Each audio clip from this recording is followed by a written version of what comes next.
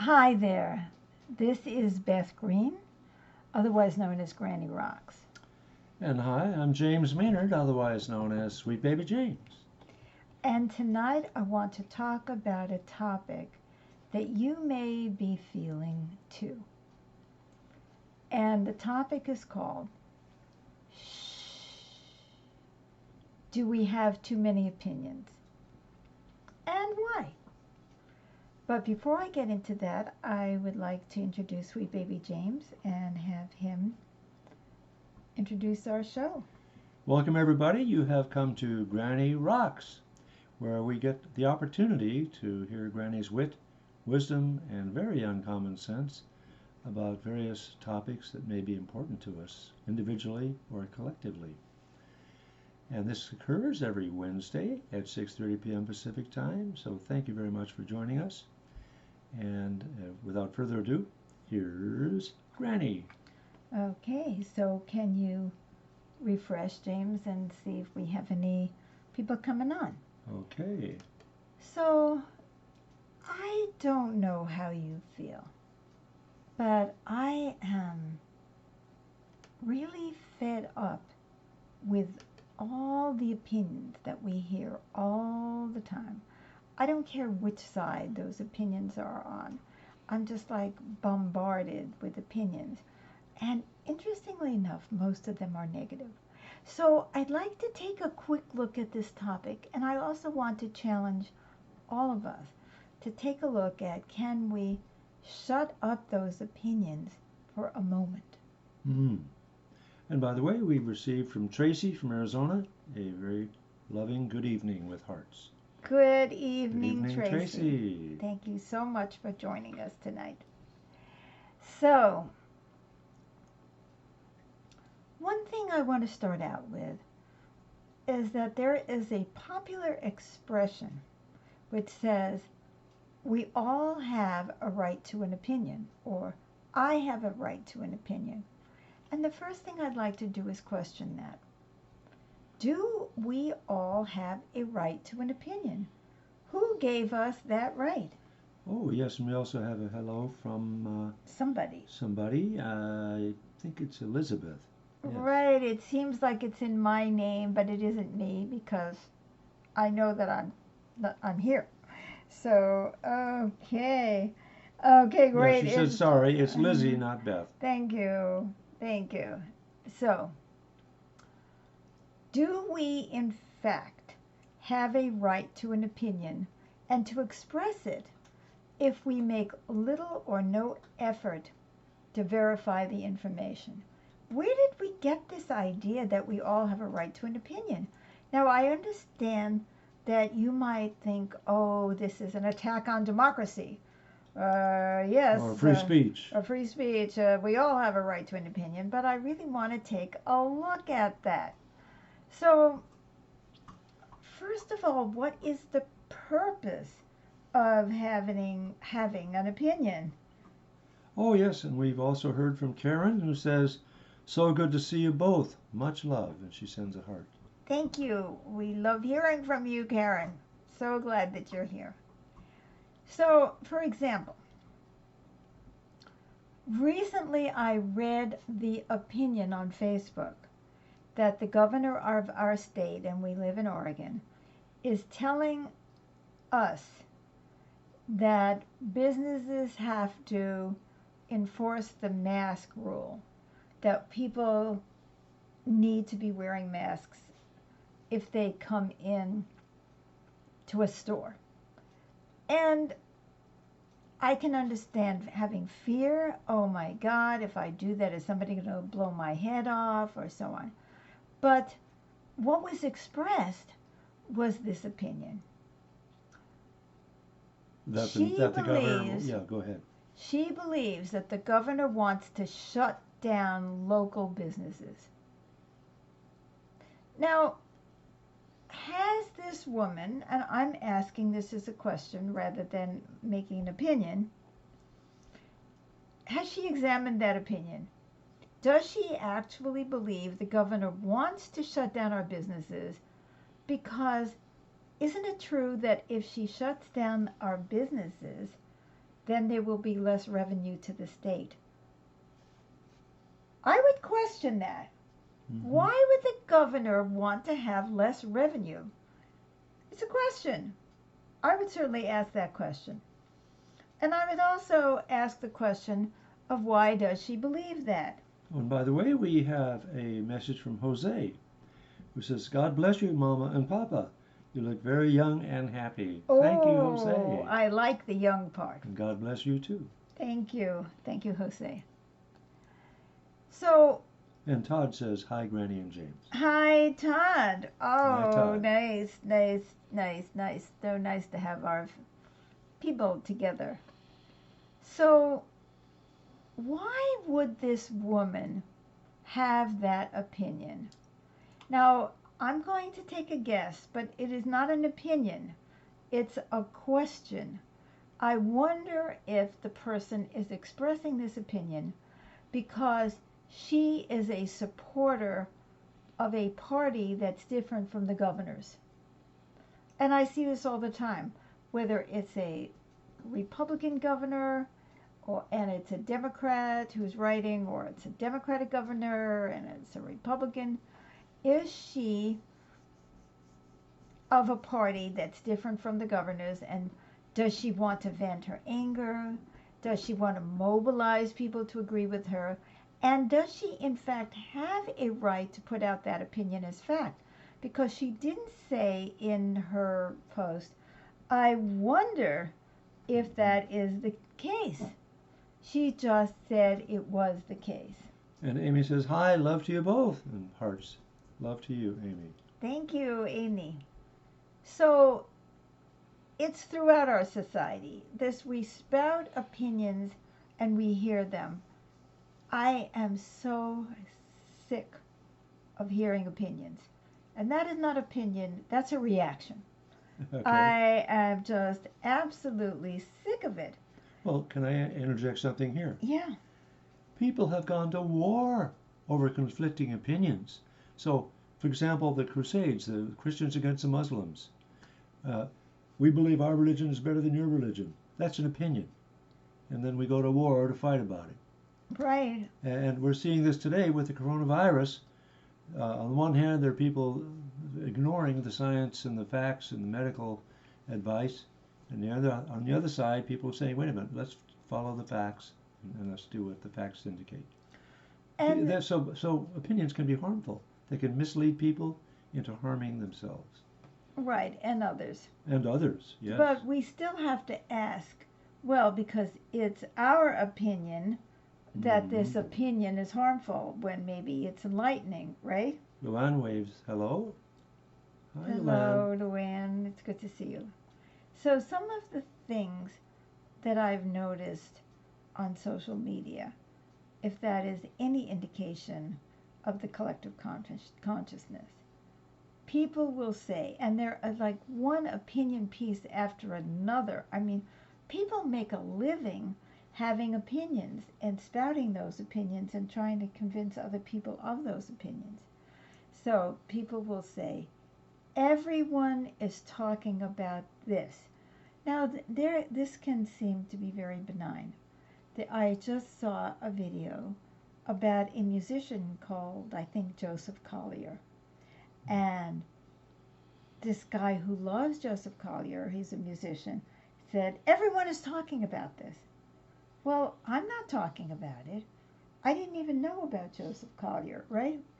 Everyone is talking about this. Or everyone is saying, or Twitter exploded when Ivanka Trump said this, right? Now, or social media is saying, now on what basis are people coming down with such opinions? And I notice it in myself. It's instantaneous. I will read a headline. I haven't read the story. I haven't got the facts. I'm not even interested. I already have formed an opinion, and I have a reaction to my opinion. So you see, having an opinion often feeds reactions, and sometimes having a reaction will feed our opinion. oh, I feel really angry at the president, and so anything he says, I have an opinion about. Mm-hmm. So you see what I'm saying? So there is a lot of connection between our emotional reactivity and our opinion. So I want to go back to the question that I raised earlier. Does everyone have the right to an opinion, and why do we think so? I know that we come out of a history of certain elites running our nation or running the world. And we have the elites who come out with their opinion, and then there's popular opinion, right? It says they're wrong and that they're hurtful. And so there is a part of this which is based on a desire to break down the elites and the powers that be. Oh, and Todd says guilty as charged. Oh, God bless Well, you, Todd. confession is good for the soul. Me too. Yes.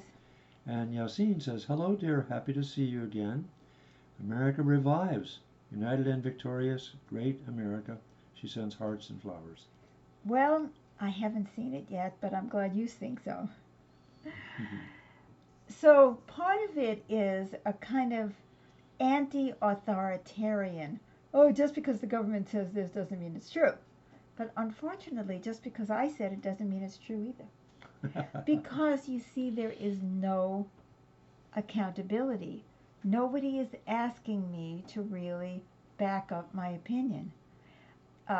So I'm looking at opinions are weapons with no accountability.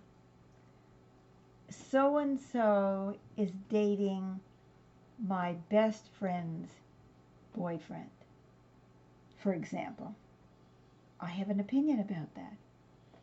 She is a tramp, or she's doing this, she's trying to get him to go with her. Well, maybe she didn't have anything to do with it. Maybe he's the one who instigated it. And maybe it's the right thing. But you see, we weaponize our thoughts when we turn them into opinions, especially when we start to try to pass them on to others. And then have you noticed when you have an opinion that you have to elaborate on it and justify it, and more and more and more, you have to make it look like your opinion is based on something. So we have no obligation to demonstrate the foundation of the opinion, but we can support our opinion by repeating someone else's opinion. Well, I heard it on, CNN or Fox News or whatever it is. And so suddenly we have justification for our opinion based on the opinions of others who have no facts. But when we have the opinion, we believe it's totally right. And when someone else has a contrary opinion, we think that they are totally wrong. So it looks to me like, to a great extent, opinions are a way of expressing prejudice with no accountability to bring in anything remotely demonstrating the validity of that opinion. And in fact, it would be much better. For example, let me go back to the example of the governor. She could say, I wonder if the government is trying to shut down small business in our area. Well, I wonder that. So, gee, that would be an interesting question. And then I might say, well, why do you think that might be true? What's making you think that she would do that? Right? But we don't do that. We say, she is doing that. And then you see it in other ways. Your child is corrupting mine, or so and so is terrorizing the neighborhood, or you're a spoil sport because you don't want to have fireworks, or whatever it is. Or I say, you're a mindless cretin because you think it's okay to run off fireworks in the forest. I don't feel any need to demonstrate whether or not forest fires have been started by fireworks. Actually, there's some evidence that fireworks do start fires, right? But we're not looking at, oh, what about campfires or what about this? I don't need to justify that because I have an opinion. And I weaponize my opinion to make you wrong. So what we see is so much of our opinions are based on our feeling superior. We want to prove something about ourselves, that we are in the know, that we're smart. We want to feel supported by others so we can go out and we try to get other people to agree with us, right? We enjoy judging and putting others down. I'm sure there are a million other reasons. And one of them is we're afraid to say we don't know. This is a very confusing picture. I would never say, I wonder if masks really do contain the coronavirus. Now, there is some evidence, but I don't want to look at that evidence. I want to have an opinion about that, and I want to put down the idiots who think differently. So if this gives me not only an opportunity to feel smart, it gives me justification to judge others and put them down. We are afraid to say we don't know because not knowing makes us feel vulnerable. We have to have an opinion to protect us, to make the world safe for our opinions, to put the world in categories which are this is right, this is wrong, without any need to look at the evidence. Science is supposed to be based on fact, but actually science can't be based on opinion either. Science has to be based on hypothesis, like, oh, I wonder if this is the case and let me check it out. Even science can be skewed, as we well know, right? So what I'd like us to do, I hope I've talked enough about this to give you a little inspiration to look at yourself. Have I? Yes.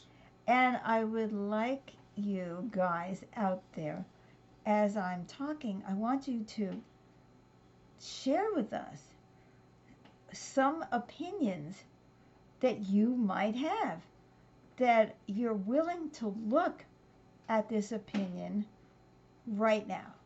My opinion is that Trump is an idiot. My opinion is that Trump is a hero. My opinion is whatever it is. So let's see. I'm going to take a moment to and let's be calm for a moment and let's empty our minds, which is not what we do when we have opinions. In fact, we are driven by hysteria. I am so tired of opening up the news and seeing that it is not news, that we very rarely get news. We usually get opinions about what just happened. So let's take a moment, and I'm going to lead us in a moment of quiet and then share with us something you would like to say about yourself, some opinion that you have noticed in yourself. Lately, it could be about a family member. Oh, the reason my brother doesn't do this is that he's jealous. Or the reason, or it could be something global. We should really stay with the World Health Organization, whether they're wrong or not, because my opinion is that anything that the president does or the Republicans do is wrong, right? So let's be quiet for a moment and get honest. Does anybody want to get honest about this?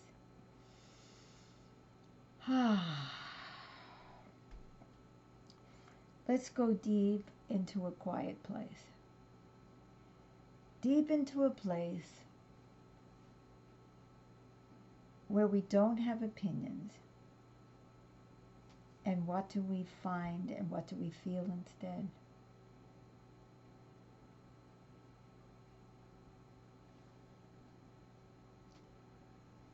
Todd says, my opinion is that many people are extremely gullible and blind.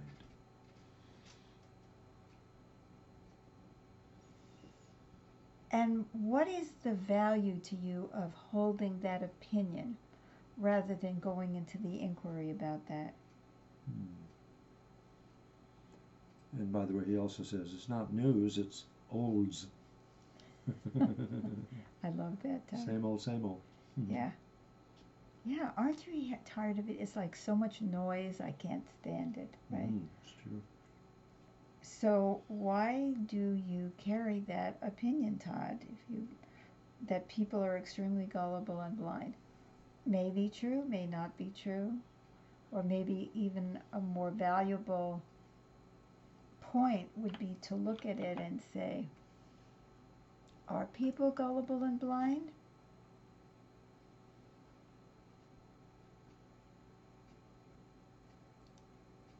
In fact, a lot of people, after the fact of the Trump election, came out with all kinds of opinions about why he won the election, which were totally different from the opinions they had before about why he wasn't going to win the election.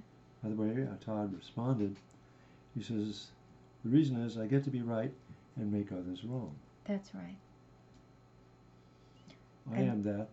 And then we could ask ourselves, why do we need that? We must feel awfully small if we have to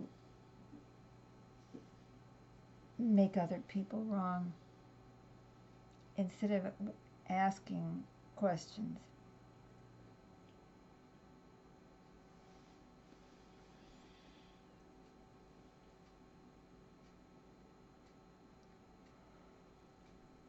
How does it feel to be sitting here in the inquiry and not having a million opinions? Amy says, without having my opinions, I feel alone, vulnerable, and powerless. That's also a very good point, that our opinions feel like a protection. I may not be able to change the world, but I can certainly have an opinion about it. Yeah, I have that very thing too. It makes me feel less powerless, more powerful. If I can negatively judge powers that be about their actions and their beliefs, then I feel like I've asserted some individual power. And isn't it wonderful that we don't have to decide everything on the planet, because we could be proved to be fools too? Yes, that's so true. Is anyone beginning to feel calm? I'm feeling calmer. I'm feeling a relaxation on letting go of that mindset. Oh, here's another one. Yeah. Tracy's opinion. Certain news sources more accurately represent the news. Purpose of believing that those news sources justify my opinions. Right. That is so true. Because those news sources justify your opinions, you believe that they're more accurate. Mm-hmm. We can see that whether it's about some investigation of Joe Biden, or an investigation of Roger Stone, or an investigation depending on whose side you're on. By the way, Todd says calmer. Good. I do. I feel calmer. You see, the truth is, in my opinion, or let's say it is my observation. Mm-hmm. It's my observation that the fewer opinions I have, the calmer I feel. Mm-hmm. The less I feel the need to go out there and rev everybody else up to agree with me. The less angry I am and the less reactive. I can make an observation. Oh, isn't it interesting that people seem to need to have an opinion about everything? Everything. Uh, you know, oh, did you see that dress that so and so was wearing? Or, I think she was a fool to dump that guy. Or, just about personal lives, right? Mm-hmm. There seems to be a never ending stream of opinions, and those opinions clog up our airwaves. And that's one of the reasons I believe, because you can say, gee, I believe this, or I think this may be true, but this is not the same as saying it is so, that when you are without so many opinions, there's less noise in your brain. And what it does is it makes us calmer and more able to evaluate what's going on, which is actually the more empowering road.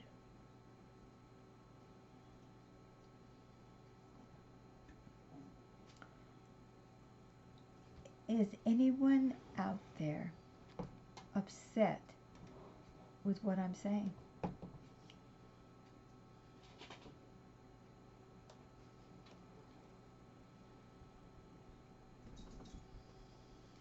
So far, no one has said so. Maybe you're all feeling calmer. We should have